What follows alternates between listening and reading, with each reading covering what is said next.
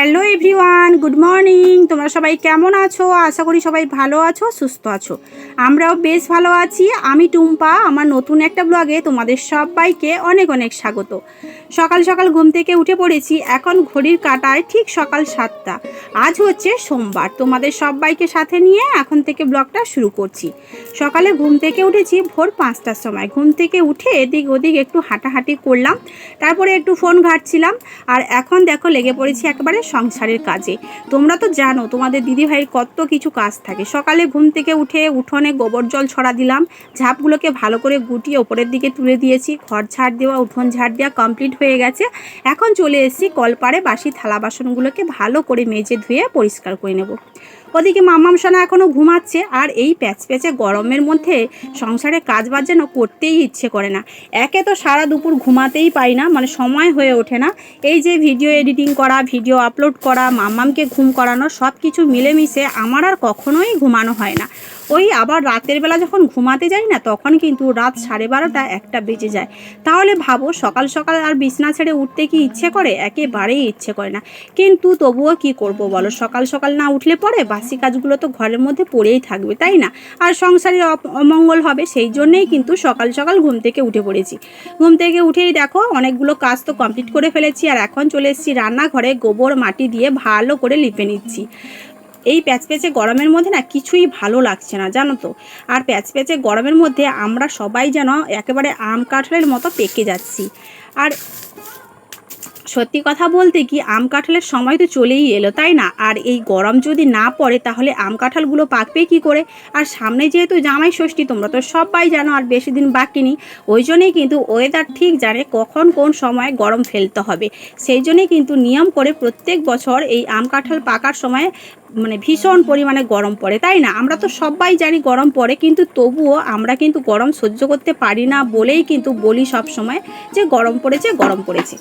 তো যাই হোক, মাম্মাম সোনা এদিকে দেখো চলে এসছে বরফ নিয়ে। তোমাদের সঙ্গে বকবক করতে করতে আমার সমস্ত আশিবাসি কাজ কমপ্লিট হয়ে গেছিলো। সকালে জল খাওয়ারও খেয়ে নিয়েছিলাম।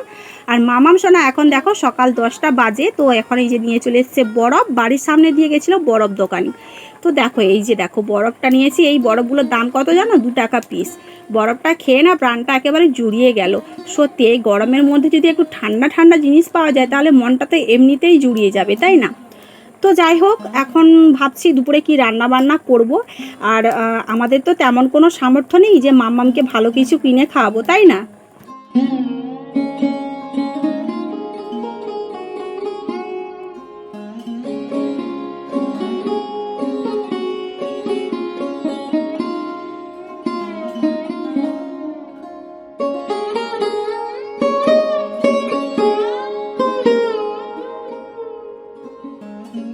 আমাদের সঙ্গে কথা বলতে বলতে আমার কিন্তু দুপুরের রান্নার সবজিটা কেটেই নিয়েছি, জানো তো।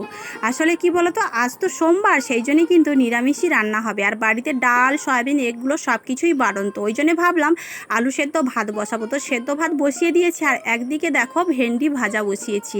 এই ভেন্ডিগুলো না আগের বাজারে এনেছিলাম, তো সেই কটা ছিল, তো সেগুলোই আজকের ভাজা করছি।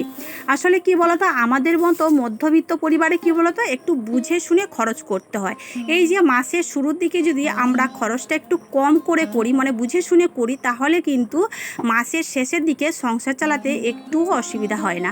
আর যদি মাসের প্রথমের দিকে হাবিজাবি খরচ করে ফেলি তাহলে কিন্তু মাসের শেষের দিকে সংসারটাকে চালাতে অনেকটাই কষ্ট হয়। আর তোমাদের দাদাভাইকেও তো বলতে পারি না, তোমাদের দাদাভাই কিন্তু সংসার চালানোর জন্য আমার আর মামামের খরচা দিয়েই দেয় প্রত্যেক মাসে। তো সেই খরচা থেকেই কিন্তু ডাক্তার দেখানো, তারপরে পাড়ার পুজো চাঁদা দেওয়া, ভালো মন্দ, তারপরে হচ্ছে ফোন রিচার্জ করা। আর গ্রুপে আমরা তো একটা গ্রুপ করেছি, সেটাতে 100 টাকা করে দেওয়া, মানে সব কিছু এভরিথিং আমাকে খরচ করতে হয়। তো ওই জন্যই কিন্তু আমি একটু বুঝে সুঝেই সংসারে খরচ করি, বুঝলে তো। যে প্রথমের দিকে একটু হাবিজাবি খরচ করে ফেললে অনেকটাই সমস্যা হয় মাসের শেষের দিকে। আর তোমাদের দাদাভাইকে তো বলতেই পারি না, যেহেতু বলতেও খারাপ লাগে, জানো তো। তো পরিমাণ মতো টাকা পাঠায়, যদি খরচ করে ফেলি আবার বলতে খারাপ তো এমনিতেই লাগবে, তাই না? তো যাই হোক, দেখো তোমাদের সঙ্গে কথা বলতে বলতে দুপুরের খাবারটা কিন্তু আমাদের খাওয়া হয়ে গেছে, সেটা কিন্তু তোমাদের সঙ্গে আর শেয়ার করিনি। আলু সেদ্ধ ভাত রান্না করেছিলাম, কি আর শেয়ার করব বলো। তো যাই হোক, খাওয়ার পরে দেখো কলপাড়ে চলে এসেছি। এই যে কড়াই আর বেশ কয়েকটা বাসন ছিল, সেগুলোকে মেজে ধুয়ে নিচ্ছি। আর সাইডে ওই যে বয়ামটা দেখেছো, কাচের বয়ামটা, ওটার মধ্যেই কিন্তু আমের আচার রেখেছিলাম। ওই যে বেশ কয়েক দিন আগে, মানে মাসেখান 1 মাস মতো হলো।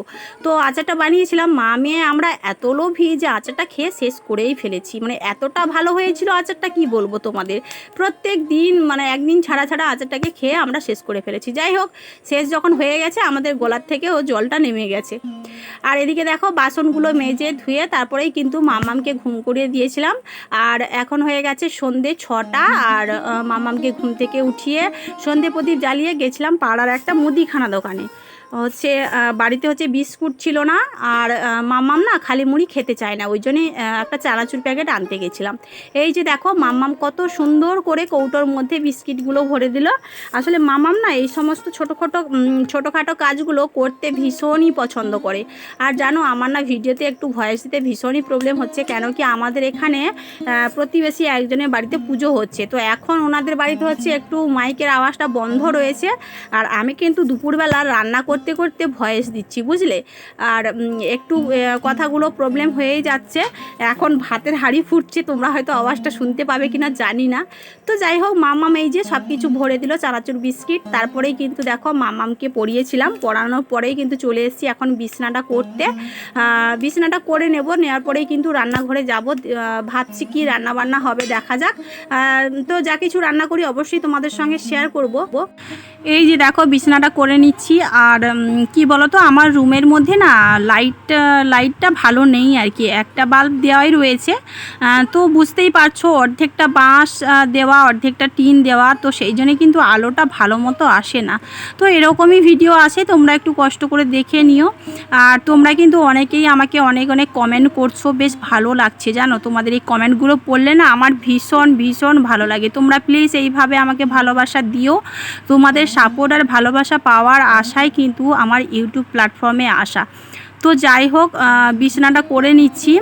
আর আমার না এই একটাই বেডশিট রয়েছে, বুঝলে। কি বলো তো, রোজ রোজ না এই একটা জিনিস পাততেও ভীষণ খারাপ লাগে, কিন্তু ভাবছি কি জানো তো, সংসার খরচের টাকা থেকে কিছু টাকা বাঁচিয়ে একটা বেডশিট আনার চিন্তা ভাবনা রয়েছে। তো দেখা যাক, যখন আনবো না তখন অবশ্যই তোমাদের সঙ্গে শেয়ার করব। আর বিছানাটা করে নিয়ে না সোজা চলে এসেছি রান্নাঘরে। আজকের ভাবছি একটু রুটি বানাবো। মাম্মাম সোনা বললো যে মানে ভাত খাবে না। আমারও ভাত খেতে ইচ্ছে করছিল না জানো, রোজকার দিন সেই পান্তা ভাত না হলে ভাত, আলু সেদ্ধ ভাত, এগুলোই তো খাচ্ছি, তাই না। তোমরা তো সব কিছুই দেখতে পাও আমার ব্লগে। তো সেই জন্য ভাবছি, আটা যখন রয়েছে, এটা কিন্তু রেশনের আটা, তো ওই জন্যই ভাবছি একটু রুটি বানাবো, রুটি আর আলুর তরকারি করব। আর মাম্মাম সোনা দেখেছো, প্রত্যেকটা কাজে মোটামুটি ওকে মানে হাত লাগাতেই হবে। এই জন্যে কিন্তু ভীষণ বকা খায় সারাদিন, বুঝলে। আর দেখবে যখন একটা কাজ করব আমরা না, তখনই কিন্তু বাচ্চারা সেটার মধ্যেই মানে কি বলবো, জ্বালাতন করা শুরু করে দেয়। আর তখনই মাথাটা গরম হয়ে যায়, আর ভীষণ বকাও খায়। আর সারাদিন ওই বাচ্চার পেছনে বক বক করতে করতে আমার কিন্তু অলরেডি মাথা যন্ত্রণা চলেই আসে। কিন্তু কি করব বলো, ও তো একা, তাই না। আর কোনো বাচ্চা থাকলে তবেই কিন্তু এত জ্বালাতন করতো না, ওর সঙ্গেই সবসময় খেলাধুলা করতো, কিন্তু ও একা হয়েই ভীষণ জ্বালাতনে পড়েছি। তো যাই হোক, এদিকে দেখো আলুর তরকারিটার জন্যে হচ্ছে পেঁয়াজ বাটা আর হলুদ গুঁড়ো, লঙ্কার গুঁড়ো আর জিরে ফোড়ন দিয়ে দিয়েছি তেলের মধ্যে।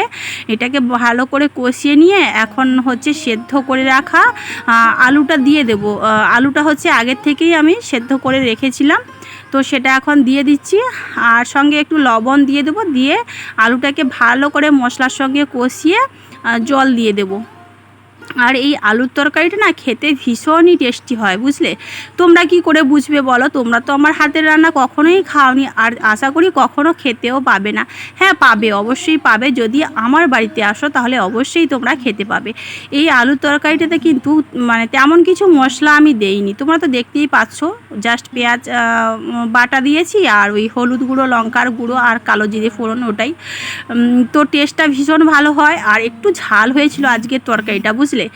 কিন্তু সোনাটা খেয়ে নিয়েছে। বাবা, ঝালে যা অবস্থা হয়েছিল মামের, কি বলবো তোমাদের, ঝালটা একটু বেশি হয়ে গেছিলো, বাট তরকারিটা ভীষণ টেস্টি হয়েছিল। তো যাই হোক, এখন দেখো এই যে আগে তরকারির গল্প করেই নিলাম তোমাদের সঙ্গে। আসলে যে জিনিসটা ভালো হয় না আমরা কিন্তু সেটাই প্রথমে বলি, তাই না? তো এদিকে দেখো রুটিটা ভালো করে বেলে নিচ্ছি। এই রুটি বেলার একটা গল্প তোমাদের সঙ্গে শেয়ার করি। আমার বিয়ের প্রথম না আমি কিন্তু রুটি বেলতেই পারতাম না। আসলে আমার বাবার বাড়িতে কি বলো তো, সবসময় ভাত পান্তাই খেত, এত রুটি টুটি কেউ খেত না। যদিও রুটি ভাজা হতো মাই সেটা করতো, আর আমি খুব কমই করতাম, টেরা বেকা এরকমই হয়ে যেত।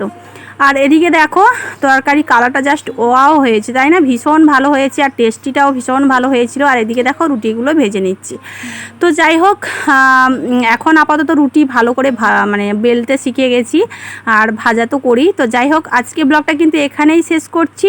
আর যদি তোমাদের ভিডিওটা ভালো লাগে ভিডিওতে একটা লাইক করো, ঠিক আছে? তো চলো, সবাই ভালো থাকবে, টাটা।